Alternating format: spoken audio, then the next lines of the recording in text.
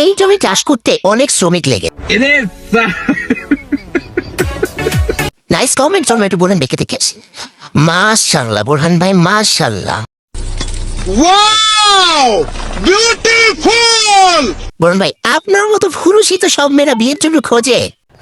ओ God एक बार दिला दे। হ্যাঁ, কই ছিল না বিয়ে? এতদিন আমি তো ক্রাশ খেয়ে গেছি। আচ্ছা দেখি তো, বোরহান ভাই সৌদি আরব বিয়ে তো থাকে, উনি কি করে? ওয়ার্ডস দ্যাট, আমি নিজের মতো চলতে ভালোবাসি, কারণ লাইফটা আমার নিজের। এক্স্যাক্টলি।